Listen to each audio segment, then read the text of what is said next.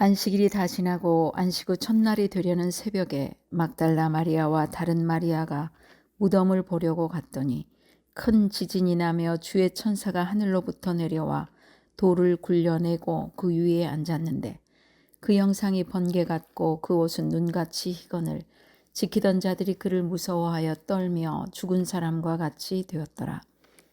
천사가 여자들에게 말하여 이르되 너희는 무서워하지 말라. 십자가에 못 박히신 예수를 너희가 찾는 줄을 내가 아노라. 그가 여기 계시지 않고 그가 말씀하시던 대로 살아나셨느니라. 와서 그가 누우셨던 곳을 보라. 또 빨리 가서 그의 제자들에게 이르되 그가 죽은 자 가운데서 살아나셨고 너희보다 먼저 갈릴리로 가시나니 거기서 너희가 배우리라 하라. 보라 내가 너희에게 일렀느니라 하거늘 그 여자들이 무서움과 큰 기쁨으로 빨리 무덤을 떠나 제자들에게 알리려고 다름질할세. 예수께서 그들을 만나 이르시되 평안하냐 하시거늘 여자들이 나아가 그 발을 붙잡고 경배하니 이에 예수께서 이르시되 무서워하지 말라. 가서 내 형제들에게 갈릴리로 가라 하라. 거기서 나를 보리라 하시니라. 오늘 우리에게 주신 말씀은 마태복음 28장 1절로 10절입니다. 성경대로 부활하신 예수님이라는 설교의 제목입니다. 인도에서 있었던 일이라고 합니다. 스탠리 존스 선교사가 사람들을 향하여 열심히 복음을 전하고 있었습니다. 그때 이슬람교도 한 사람이 불쑥 나서서 말했습니다. 선생, 우리 이슬람교는 기독교가 갖지 못한 것을 한 가지 더 갖고 있어. 무엇인지 아시오? 그것은 바로 메디나에 가면 관이 있는데 그 안에 모하мет의 시신이 있어서 그가 일찍이 이 세상에 살고 있었던 역사적 인물이라는 것을 알게 된다는 것이요. 그러나 기독교는 에루살렘에 가더라도 빈 무덤밖에 없지 않소? 그러자 존수 선교사가 말했습니다. 맞습니다. 좋은 것을 지적해 주셨습니다. 바로 그 점이 기독교와 이슬람교 간에 하늘과 땅만큼의 큰 차이가 나게 하는 것입니다. 당신의 종교가 죽음의 종교인 반면 우리 기독교가 생명의 종교, 곧 부활의 종교가 된 것이 바로 그 점에 있는 것입니다. 참으로 그렇습니다. 기독교는 죽음의 종교, 무덤의 종교가 아닙니다. 기독교는 생명의 종교, 부활의 종교입니다. 우리가 믿는 예수님은 무덤에 계시지 않습니다. 눈을 뜨십시오. 주님의 부활을 축하하는 부활절입니다. 우리 가정도 새롭게 부활하며 우리 교회도 주님 안에서 부활하며 우리나라도 자유민주주의와 복음 안에서 부활하기를 소망합니다. 마태복음 28장에는 예수님의 부활의 기쁨에 찬 기사와 부활 이후 예수님의 행적이 간략히 기록되어 있습니다. 예수가 하나님의 아들 메시아란 확실한 증거를 보여줌과 동시에 기독교야말로 이 세상의 다른 종교와 확연히 구별되는 유일무이한 부활의 종교임을 보여줍니다. 또한 예수님의 부활 사건은 성경의 애언이 모두 이루어진다는 결정적인 증거이기도 합니다. 그리하여 우리는 우리 성도 역시 장차 부활의 첫 열매가 되신 예수님의 부활에 동참하며 천국의 축복을 받게 될 것임을 확신할 수 있습니다. 마태는 유대 종교 지도자들이 예수님이 다시 살아나지 못하도록 또는 예수의 시신을 제자들이 훔쳐내어 예수가 부활했다고 거짓 소문을 퍼뜨리지 못하도록 무덤을 굳게 지켰습니다. 그럼에도 불구하고 예수 그리스도께서 무덤 문을 열고 부활하셨다는 사실을 강조하고 있습니다. 성경에 기록된 예수님의 부활입니다. 첫째, 부활하신 예수님의 증거는 무덤이 임봉되어 있었다는 것입니다.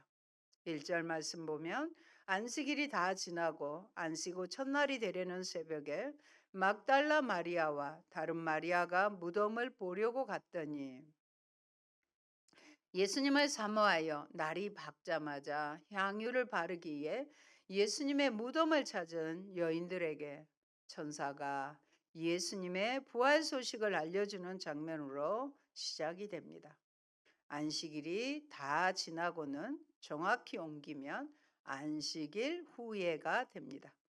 따라서 막달라 마리아와 다른 마리아가 예수님의 무덤을 찾은 시간은 오늘날로 말하면 토요일, 안식일인 토요일이 완전히 지나고 그 다음 날인 주일 아침이 밝아오는 새벽 시간에 해당됩니다. 여기에서 어, 무덤을 보려고 해서 보려고는 기본적으로 구경꾼으로서 어떤 것을 바라본다. 구경하러 오잖아요. 그런 의미도 갖고 있으나 관찰하다, 자세하게 관찰하다라는 의미도 지닙니다. 이런 표현을 한 이유는 이미 무덤이 유대 지도자들과 파수꾼에 의하여 단단히 임봉되고 경계되고 있기 때문입니다. 즉 무덤이 지금 단단히 임봉되고 굳게 지켜지고 있는 상황에서 그 여자들이 예수님께 향유를 바르기 위하여 왔다고 하더라도 이 목적을 이루기 어려웠을 것입니다. 무덤이 돌문에 닫혀 있었고요. 그 무서운 로마 군병들이 파수를 하고 있지 않았습니까? 그런데 이러한 표현을 보더라도 마태는 27장 66절에서 말하고 있는 대로 예수님께서 장사된 무덤이 굳게 임봉되어 있다는 사실을 매우 강조하고 있는 이유가 무엇일까요? 임봉에 대한 기사는 오직 마태만 사복음서에서 기록하고 있습니다.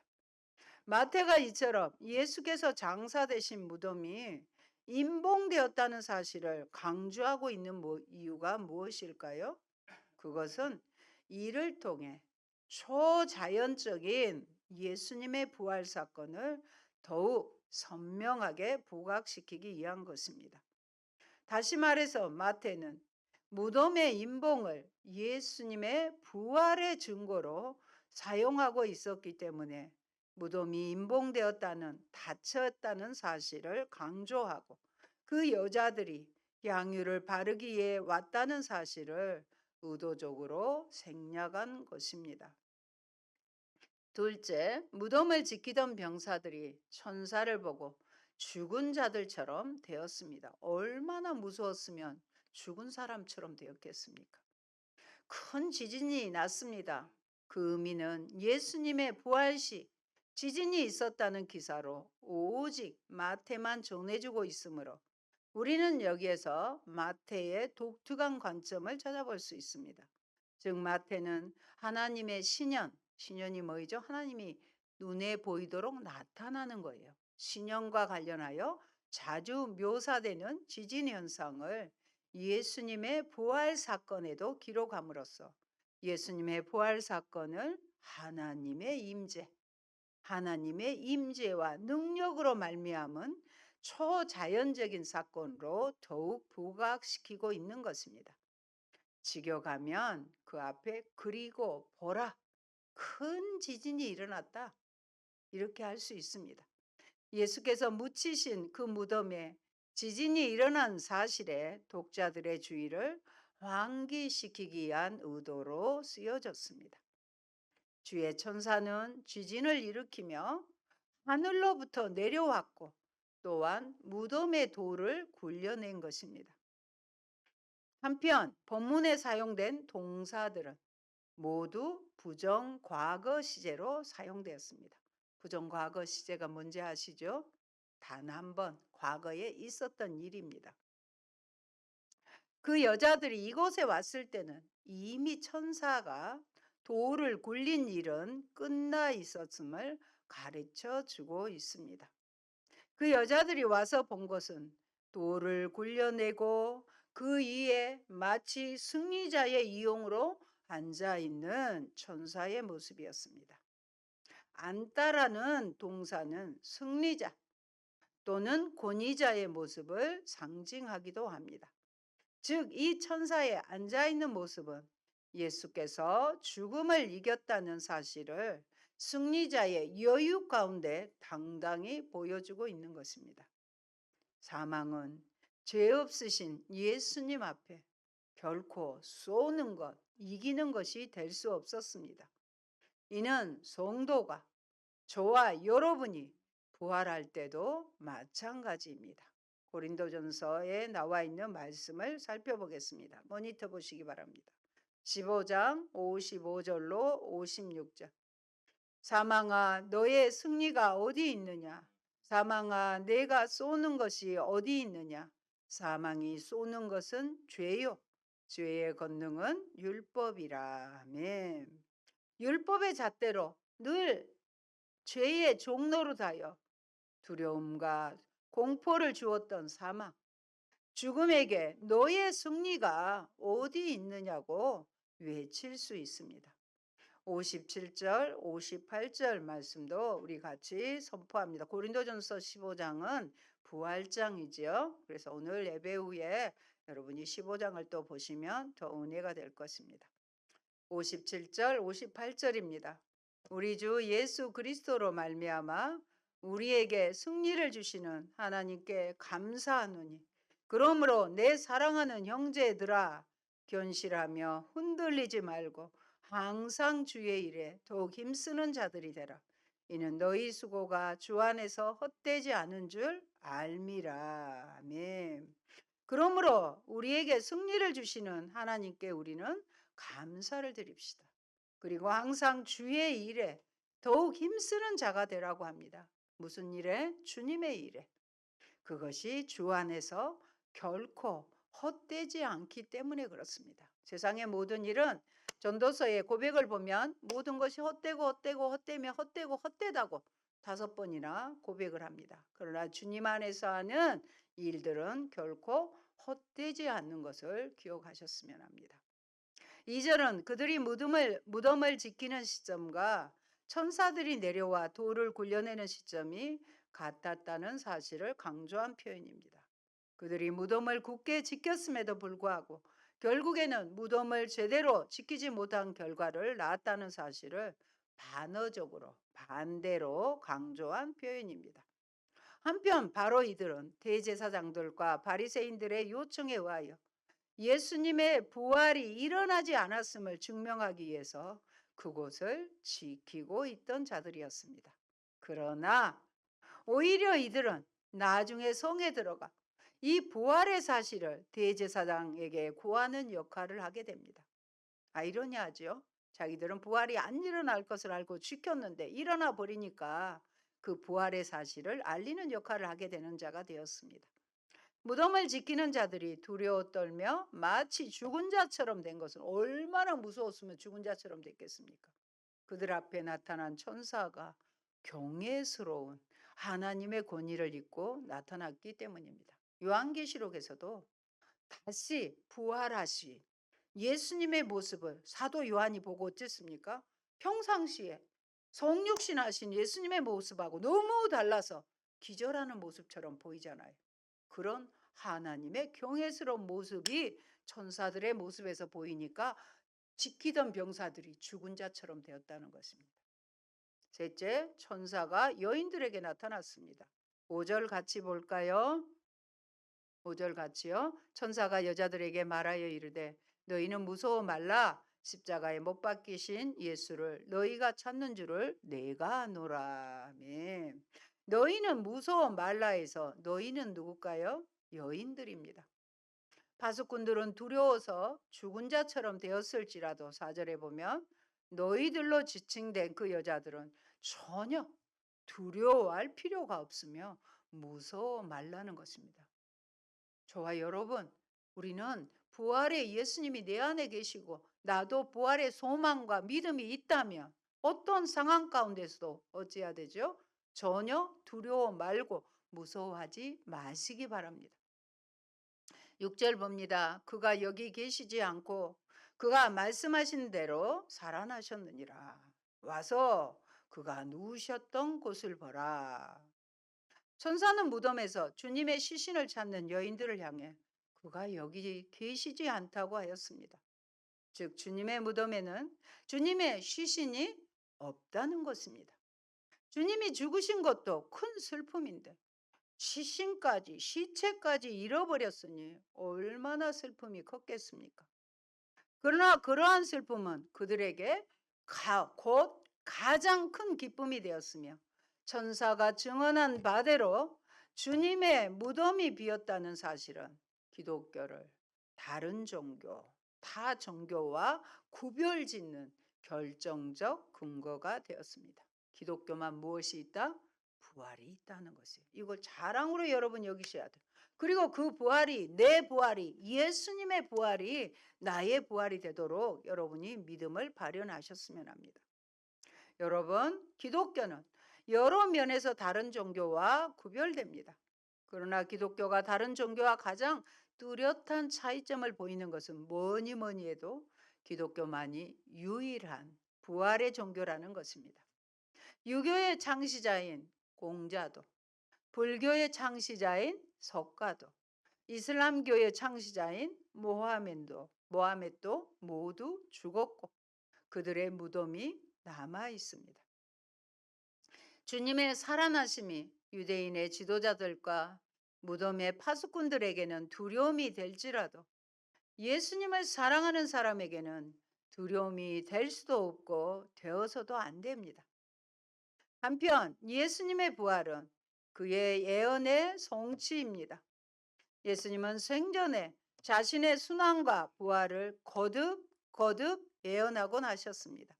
예수님의 예언은 언제나 이렇게 정확하게 이루어짐으로써 앞으로 재림하셔서 세상을 심판하실 것이라는 그의 예언 또한 문자 그대로 이루어질 것을 확고히 하고 있습니다. 예수님이 부활하셨으며 또 뭘 약속했어요? 마지막 재림을 약속하셨는데 그 예언 또한 그대로 이루어질 것을 우리는 확실히 믿고 있다는 것입니다.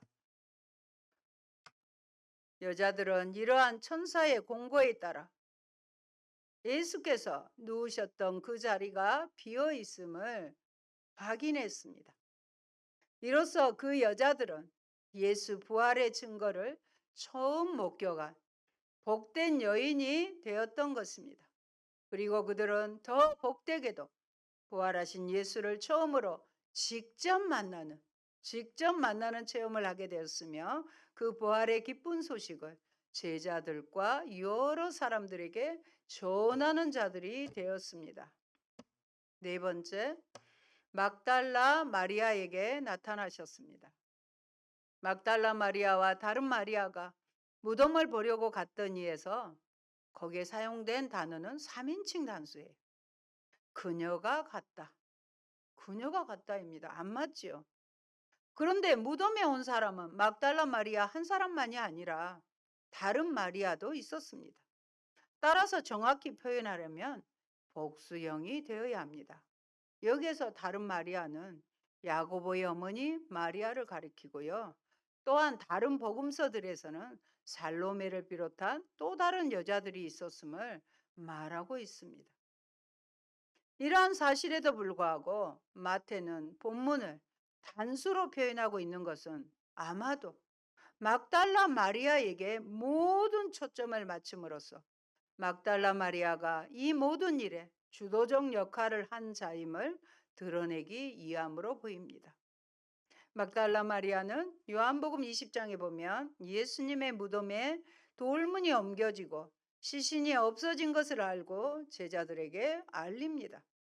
두 제자가 그 사실을 보고 집으로 돌아갔지만 막달라 마리아는 무덤 밖에 서서 울고 무덤 안을 들여다봅니다. 그리고 두 천사들이 묻습니다. 13절에 천사들이 이르되 여자여 어찌하여 우느냐?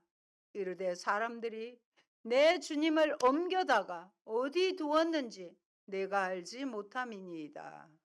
이 말을 하고 뒤를 돌이켜 보니 예수님께서 서 계신 것을 보았습니다. 그런데 예수님이신 줄을 알지 못했다고 기록합니다. 우리 요한복음 20장 막달라 마리아가 예수님을 만난 사건을 살펴보겠습니다. 15절 말씀입니다. 모니터 보십니다. 예수께서 이르시되 여자여 어찌하여 울며 누구를 찾느냐 하시니 마리아는 그가 동산지기인 줄 알고 이르되 주여 당신이 옮겼거든 어디 두었는지 내게 이르소서 그리하면 내가 가져가리이다. 울고 있을 때 예수님이 마리아야 하니 라보니 하고 대답합니다. 선생님이라는 뜻입니다. 끝까지 십자가 고난의 현장에도 로마 병정들이 지키는 이른 새벽에도 예수님의 무덤을 찾아간 막달라 마리아. 사랑 앞에서는 그 어떤 두려움도 이겨낼 수 있습니다. 여러분 두려우십니까? 여러분의 사랑을 진단해 보시기 바랍니다. 요한일서 4장 18절 말씀 같이 보십니다. 모니터 보세요. 사랑 안에 두려움이 없고 온전한 사랑이 두려움을 내쫓나니 두려움에는 형벌이 있음이라. 두려워하는 자는 사랑 안에서 온전히 이루지 못하였느니라. 아멘. 여러분 두려우십니까?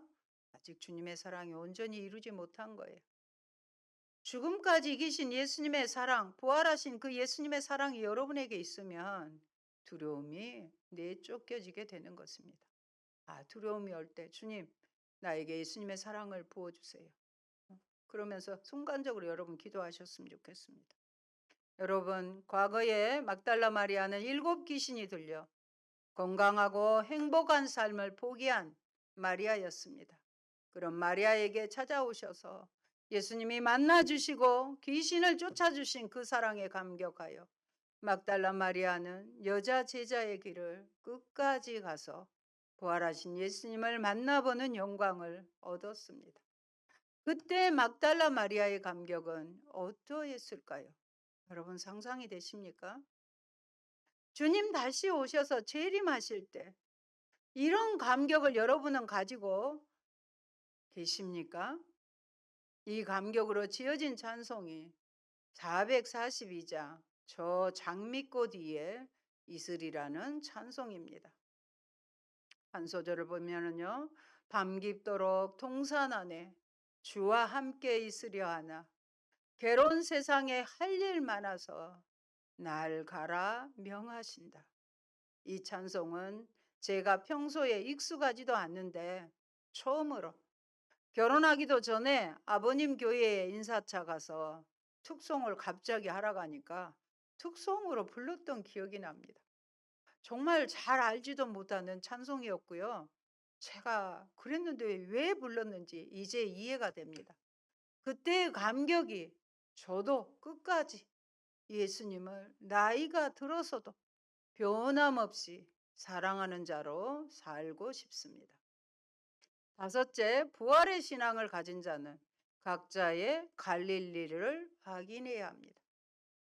주님은 부활하신 후 왜 제자들에게 바로 나타나지 않으시고 갈릴리로 가셨을까요? 왜 갈릴리에서 만나기를 원하셨을까요? 거기에는 2가지 의미가 있다고 봅니다. 첫째는 갈릴리는 제자들과의 첫 만남의 장소이기 때문입니다.